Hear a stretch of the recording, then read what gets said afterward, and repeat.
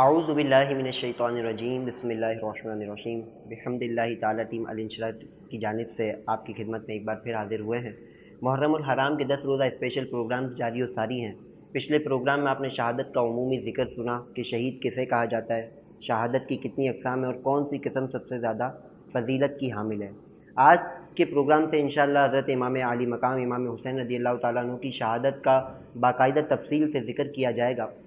حضرت امام حسین رضی اللہ تعالیٰ عنہ کی شہادت کے تذکرے، آپ کی شہادت کے چرچے بچپن سے ہی مشہور ہو چکے تھے۔ نبی کریم علیہ الصلاۃ والسلام نے اپنی زبان نبوت سے بارہا حضرت امام عالی مقام کی شہادت کے تذکرے بیان فرمائے تھے۔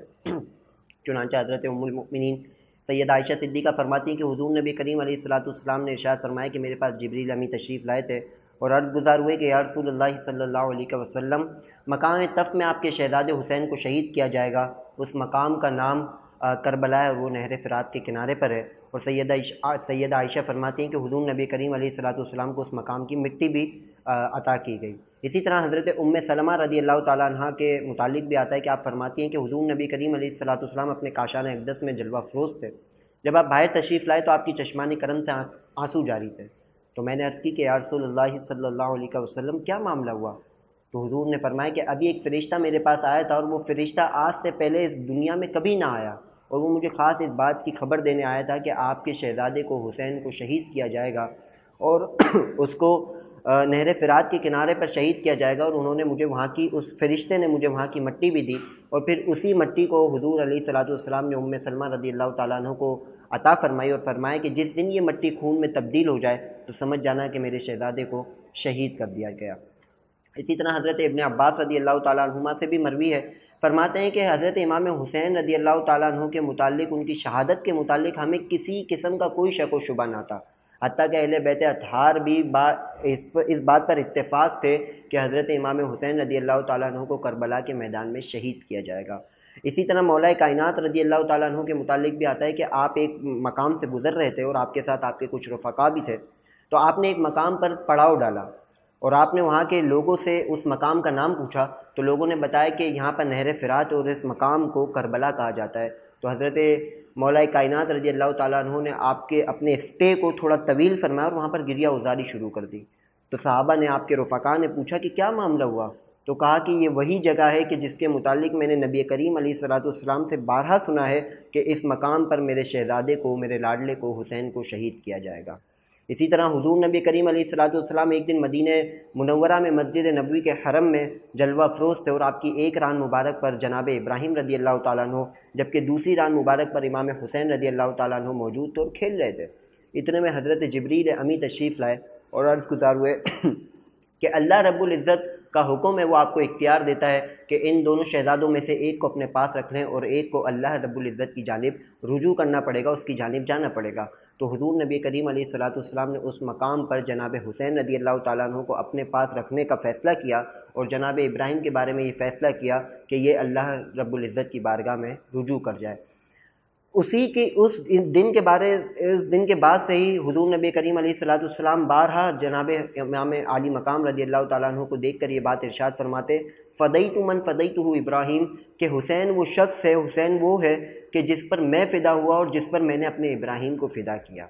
یہاں سے ہمیں ایک بات معلوم ہوتی ہے کہ جب اہل بیت اطہار کو امام عالی مقام کی شہادت کے اتنے چرچے پتہ تھے اور اتنی خبریں مل چکی تھی حضور کی زبان نبوت سے، تو پھر کیا وجہ تھی کہ مولا کائنات نے کبھی بھی اللہ کی بارگاہ میں ہاتھ نہ اٹھائے، کبھی بھی سیدہ فاطمہ الزہرا نے ہاتھ نہ اٹھائے، خود نبی کریم علیہ الصلاۃ والسلام نے کبھی ہاتھ نہ اٹھائے کہ یا اللہ حسین کی شہادت کو مؤخر کر دے، یا اللہ حسین کی شہادت کو، ظالمانہ شہادت کو آسانی والی شہادت میں تبدیل فرما دے، یا اللہ حسین کو ایسی شہادت سے سرفراز نہ فرما بلکہ آسانی والی موت دے۔ بلکہ حضور نبی کریم علیہ الصلاۃ والسلام تو چونکہ اللہ کے نبی ہیں، لیکن ساتھ ہی ساتھ جناب مولا کائنات، جناب فاطمہ الزہرا، امام حسن پاک اور دیگر اہل بیت کے افراد وہ اس بات پر راضی تھے کہ جو اللہ کی رضا ہے ہم بھی اس پر راضی ہیں، اور جو اللہ رب العزت نے فیصلہ ازلی فرما لیا ہے بس ہم اس پر راضی ہیں۔ آج ہمیں بھی اس بات کو غور کرنا چاہیے کہ ہمارے گھر میں کچھ مشکلات آ جائیں، کچھ پریشانیاں آ جائیں تو ہم فوراً اللہ رب العزت کی بارگاہ میں شکوے کرنے شروع ہو جاتے ہیں اور اپنی زبانوں کو دراز کرتے ہیں۔ ہم نام تو لیتے ہیں اہل بیت اطہار کا، ہم صحابہ کا نام لیتے ہیں، ہم حضور سے محبت کے دعوے کرتے ہیں، ہمیں یہ دیکھنا چاہیے کہ ہم کس مقام پہ کھڑے ہیں۔ یہ تو وہ افراد تھے کہ جن کو بچپن سے ہی اپنے شہزادے کی شہادت کی خبر مل رہی ہے۔ امام حسین خود بذات جب ان کو شہادت کی خبریں مل رہی تو اس کے بعد بھی کبھی ڈرے نہیں ہیں، شہادت کا جذبہ کم نہیں ہوا، بلکہ ہمیشہ شوق شہادت کے لیے ہمیشہ تیار رہتے تھے کہ بس شہادت کا حکم ہوگا اور میں نے شہادت سے سرفراز ہونا ہے۔ ہمیں دیکھنا چاہیے کہ ہم کس مقام پر کھڑے ہیں۔ بہرحال شہادت کا واقعہ کہاں سے شروع ہوتا ہے؟ یہ سن 60 ہجری کی بات ہے کہ جب جناب امیر معاویہ رضی اللہ تعالیٰ عنہ کا وصال ہوا تو آپ کے بعد یزید بدبخت جو ہے وہ ولی عہد بنا اور وہ تخت نشین ہوا۔ جب وہ تخت نشین ہوا تو اس نے پہلا کام یہ کیا کہ ولید بن عقبہ کو اس نے ایک خط لکھا اور اس میں لکھا کہ اب چونکہ میں ولی عہد بن گیا ہوں اور امیر معاویہ جو ہے وصال کر گئے تو لہٰذا تم مدینے سے میرے نام کی بیعت لو اور میرے نام پر بیعت لو، اور خاص طور پر اس نے اس خط میں 4 افراد کا نام لکھا تھا کہ ان 4 سے خاص طور پر بیعت لو۔ اور اس کی وجہ کیا بیان کی؟ وجہ اس کی یہ بیان ہوئی کہ ان 4 افراد سے ہی یزید کو سب سے زیادہ خوف تھا کہ اگر انہوں نے میری بیعت نہ کی یا میرے خلاف کھڑے ہو گئے، لوگوں کو بھی میرے خلاف کر دیا تو میرا جو تختہ ہے وہ الٹ جائے گا اور میں زیادہ دیر تک، زیادہ وقت تک جو ہے وہ بادشاہت نہ کر سکوں گا، حکومت نہ کر سکوں گا۔ اس خط میں 4 نام یہ تھے: امام علی مقام، امام حسین رضی اللہ تعالیٰ عنہ،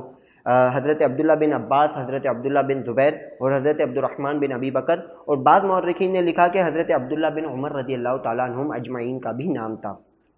جب ولید بن عقبہ کو یہ خط پہنچا جو مدینے کا گورنر تھا تو اس نے کیا کیا کہ یہ اسی خط کو اور ساتھ ہی ساتھ اپنے لکھے ہوئے خط کو ان 4 ہستیوں کے پاس بھیجا اور کہا کہ اب چونکہ یزید تخت خلافت پر فائز ہوا ہے تو آپ نے ان کی بیعت کرنی ہے۔ جب یہ بات حضرت عبداللہ بن زبیر رضی اللہ تعالیٰ عنہ جو کہ صدیق اکبر رضی اللہ تعالیٰ عنہ کے نواسے ہیں ان تک پہنچی تو وہ فوراً معاملہ سمجھ گئے کہ آگے اب کیا ہونے والا ہے، لہذا انہوں نے فوراً مدینے سے ہجرت کی اور مکے کی جانب کوچ کر گئے۔ جب امام علی مقام رضی اللہ تعالیٰ عنہ کے پاس یہ خط پہنچا تو آپ نے اپنے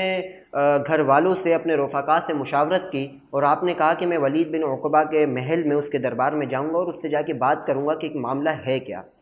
جب ولید بن عقبہ کو یہ بات کا خبر ہوئی کہ امام حسین رضی اللہ تعالیٰ عنہ اس کے دربار میں آ رہے ہیں تو اس نے کیا کیا کہ اس نے ایک اور بدبخت کو اپنے محل میں بلا لیا جس کا نام مروان تھا، اس کو بلایا اور اس کو بھی اپنے دربار میں، اپنے محل میں رکھا کہ امام علی مقام آ رہے ہیں تو ہم مل کر ان سے بات کریں گے، دیکھتے ہیں ان کی کیا رائے ہے اس معاملے میں۔ جب امام علی مقام نے اپنے گھر والوں سے مشاورت کی تو ان کو ایک مشورہ یہ بھی دیا گیا کہ یا تو آپ نہ جائیں یا اگر جاتے ہیں تو اپنے ساتھ کچھ شاہ سواروں کو، کچھ نوجوانوں کو لے جائیں کہ ہو سکتا ہے وہ وہاں پر آپ کو نقصان پہنچائے۔ لیکن امام حسین رضی اللہ تعالیٰ عنہ سکون قلب کے ساتھ یہ جواب دیتے ہیں کہ مجھے وہ کوئی نقصان نہیں پہنچا سکتے، لہٰذا میں جاؤں گا اور دیکھتا ہوں وہ کیا بات کرتے ہیں۔ لیکن بہرحال پھر بھی امام حسین رضی اللہ تعالیٰ عنہ نے اس مشاورت کے سبب اور اس مشورے کی لاج رکھتے ہوئے اپنے ساتھ کچھ شاہ سواروں کو لیا اور ان کو یہ حکم ارشاد فرمایا کہ ہم اگرچہ وہاں جائیں گے لیکن تم دربار کے باہر کھڑے رہو گے، اندر میں جاؤں گا، اگر تو کوئی معاملہ گڑبڑ ہو، کوئی مسئلے کی بات ہو اور آواز اونچی ہو تو تم نے اندر آ جانا ہے، ورنہ تم باہر ہی کھڑے رہنا، میں خود باہر تشریف لے آؤں گا۔ اب جب امام علی مقام ولید بن عقبہ کے اس میں پہنچے دربار میں تو حسب توقع اس نے خلافت کا وہ کیا، مطالبہ کیا کہ یزید کیا اپنے خلافت کرنی ہے۔ تو امام حسین رضی اللہ تعالیٰ عنہ چونکہ نبی کے نواسے ہیں اور سارا معاملہ دیکھا ہوا ہے، ساری حضور نبی کریم علیہ الصلوۃ والسلام کی تکالیف، صحابہ کی تکالیف دیکھی ہوئی ہے کہ کس قدر انہوں نے اس دین کی خدمت کی، تو انہوں نے کہا کہ چونکہ یزید کا سارا معاملہ میرے اوپر آیا ہے، مجھ پر واضح ہے کہ یزید کتنا بدبخت ہے، وہ کس طرح شراب نوشی بھی کرتا ہے، بدکاری بھی کرتا ہے، عورتوں کی طرف میلان بھی ہے، تو میں اس کی خلافت نہیں کروں گا۔ لیکن پرزور مطالبہ تھا ولید بن عقبہ کی جانب سے، تو حضرت امام علی مقام نے اس بات کا ان کو پیشکش کی کہ پھر مجھے ایک دن دیا جائے، میں اس پر غور و فکر کروں گا، اپنے اہل و عیال سے مشاورت کروں گا، اس کے بعد تمہیں کوئی جواب دوں گا۔ ولید بن عقبہ اس بات پر راضی ہو گیا۔ جب امام علی مقام پلٹے دربار سے باہر آنے کے لیے تو مروان جو اس دربار میں موجود تھا اس نے ولید بن عقبہ کو ایک بات کہی کہ یہ بہت اچھا موقع ہے، اگر امام علی مقام یعنی امام حسین اگر تو خلافت بیعت کر لیتے ہیں تو بہت اچھی بات ہے، اگر نہیں کرتے تو ان کو یہاں سے نہ جانے دیا جائے، ان کو یہیں پر قتل کر دیا جائے۔ امام حسین رضی اللہ تعالیٰ عنہ نے مروان کے ان الفاظوں کو سن لیا، آپ اسی قدموں سے دوبارہ پلٹے اور آپ نے مروان کو مخاطب کرتے ہوئے ارشاد فرمایا کہ مروان تو نے کیا کہا، دوبارہ کہے گا؟ تجھے پتہ ہے میں کون ہوں؟ انا حسین ابن علی ابن ابی طالب، کہ میں علی بن طالب کرم اللہ تعالی وجہہ الکریم کا شہزادہ ہوں، میں وہ ہوں کہ جس کے گھر میں اللہ رب العزت کی قرآن کی آیات نازل ہوتی ہیں، کہ جس کے گھر میں جبریل بھی بے اجازت نہیں آتے، تو مجھے کہتا ہے کہ اس کو قتل کر دیا جائے، تو میرا ایک بال بھی پیکا نہیں کر سکتا۔ یہ کہتے ہوئے آپ نے سکون قلب کے ساتھ آپ نے جواب بھی دیا بڑی بہادری کے ساتھ، اور آپ واپس تشریف لے آئے۔ لیکن جب آپ واپسی تشریف لائے دربار سے، تو پھر آپ فوراً سیدہ زینب کے پاس، اپنی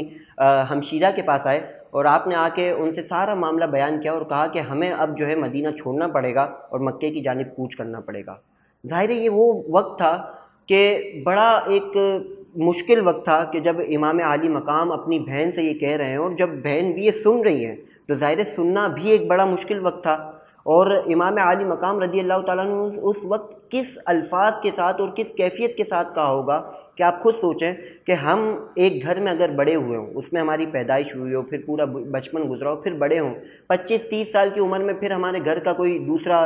حساب کتاب ہو جائے اور ہم دوسری جگہ ہمیں شفٹنگ کرنی ہو، تو ایک ہمارے اوپر بڑا بھاری وقت ہوتا ہے کہ یار جس گھر میں پیدائش ہوئی، بچپنا گزرا، کھیل کود کے بڑے ہوئے، جوانی گزری، اب اس گھر کو اچانک چھوڑنا ہے، جانا ہے۔ ایک تو یہ بات ہے، تو کیسی کیفیت ہوتی ہے۔ پھر دوسرا، جب ہم یہاں سے عمرے یا حج کے لیے جاتے ہیں تو مدینہ پاک کی زیارت کے لیے بھی جاتے ہیں۔ جب وہاں پر 5-10 دن 15 دن مدینہ پاک میں رہتے ہیں، حضور کے روضے پر حاضری دیتے ہیں، وہاں کی گلیوں میں گھومتے ہیں، وہاں کی خوشبو محسوس کرتے ہیں، وہاں کا سکون محسوس کرتے ہیں، اور وہاں کی الگ ہی رونقیں دیکھتے ہیں، ایسا محسوس ہوتا ہے کہ حضور نبی کریم علیہ الصلاۃ والسلام کی خوشبو آج بھی یہاں پر موجود ہے۔ تو وہاں سے عاشقوں کو لوٹنا کتنا گراں گزرتا ہے، کتنا بھاری ان پر گزرتا ہے، اس وقت یہ دیکھنا ہمیں تو پھر اس کیفیت کو اندازہ کرنا چاہیے، اس پر غور و فکر کرنا چاہیے کہ امام عالی مقام کا اس وقت کیا عالم تھا اور کیا کیفیت ہوگی کہ جب آپ نے سیدہ زینب کو یہ فرمایا کہ ہمیں مدینہ چھوڑنا ہوگا، ہمیں مکے کی جانب کوچ کرنا ہوگا۔ بہرحال خاندان رسالت رات کے پچھلے پہر، جس کو تہجد کا وقت کہتے ہیں، آپ مدینے سے کوچ کرنے لگے، اور مدینے سے ہجرت کرنے لگے، اور ہجرت سے قبل آپ روضہ رسول اپنے نانا جان کے روضہ مبارک پر حاضر ہوئے، اور آپ نے حضور سے سارا معاملہ پیش کیا کہ یا رسول اللہ آپ جانتے ہیں کہ کیا معاملہ ہے سارا، اور کیا وقت آن پڑا ہے، اور میں نہیں چاہتا کہ آپ کے شہر کی حرمت پامال ہو، میں نہیں چاہتا کہ آپ کے شہر میں لوگ خون سے جو ہے وہ کھیلیں، خون کے رنگ سے، لہٰذا میں اس شہر کو چھوڑ کے جا رہا ہوں، آپ اللہ کی بارگاہ میں میرے لیے دعا کیجیے گا کہ میرے لیے آسانی فرمائے۔ یہاں پر وہ اشعار یاد آتے ہیں کہ جب امام حسین نے مدینہ چھوڑا تو کیا وقت تھا، یعنی ایک شاعر نے یہ بھی لکھا نا کہ طیبہ سے لوٹنا کسی عاشق سے پوچھیے، ایسا لگے کہ روح بدن سے نکل گئی۔ تو امام حسین رضی اللہ تعالیٰ عنہ کے قلب پر اس وقت کیا کیفیت ہوگی۔ اسی طرح اعظم چشتی مرحوم کے بارے میں آتا ہے کہ جب آپ اپنے بالکل آخری آپ مدینہ کا آپ نے وہ کیا تھا وزٹ، آپ وہاں پر گئے تھے، تو آپ کافی علیل تھے، اور اتنے علیل تھے کہ آپ ویل چیئر پہ تھے، تو آپ نے اپنے ساتھی کو کہا کہ میری ویل چیئر کو اس طرح مدینے سے لے کر جانا کہ میرا منہ مدینے کی جانب ہو اور پیچھے کی جانب ویل چیئر کو کرنا، تاکہ میں مدینے کو دیکھتا رہوں، میں گنبد خضرا کو دیکھتا رہوں۔ جب وہ گنبد خضرا کو دیکھ ہی رہے تھے اور وہ ساتھی ویل چیئر کو پیچھے کی جانب لے جا رہا تھا، تو آتا ہے کہ جب وہ گنبد خضرا اوجھل ہونے لگا تو آپ نے پھر یہ اشعار کہے تھے کہ جہاں بدن سے نکلتی ہے عزم، کوئی آساں ہے مدینے سے جدا ہونا۔ یعنی کتنی گراں کی کیفیت اس وقت ہوتی ہے عاشقوں کے لیے، ہم جیسے لوگوں کے لیے، ہم گناہ گاروں کے لیے، کہ ہم مدینے کو چھوڑ دیں۔ تو پھر امام عالی مقام کا اس وقت کیا حال ہوگا کہ جنہوں نے آنکھ کھولی تو مدینہ منورہ میں کھولی، جن کا گھر کا دروازہ کھلتا تھا تو مسجد نبوی میں کھلتا تھا، کہ جو لڑکھڑاتے ہوئے آتے تھے تو حضور نبی کریم علیہ الصلوۃ والسلام ممبر سے نیچے تشریف فرما ہوتے تھے اور امام حسین کو اپنی گود میں اٹھا لیتے تھے۔ جب حضور نبی کریم علیہ الصلوۃ والسلام مدینے میں اپنے صحابہ کو نماز پڑھاتے تھے اور سجدے میں جاتے تھے اور امام حسین ان کی پشت پر آ جاتے تھے، تو حضور نبی کریم علیہ الصلوۃ والسلام اپنے سجدوں کو طول دیتے تھے۔ یعنی حضور نبی کریم علیہ الصلوۃ والسلام اور مدینے سے کیا خاص نسبت تھی، لیکن اس کے بعد بھی آپ کو مدینہ چھوڑنا پڑا۔ سارے خاندان رسالت نے مدینے کو سے ہجرت کی اور مکے کی جانب چل دیے،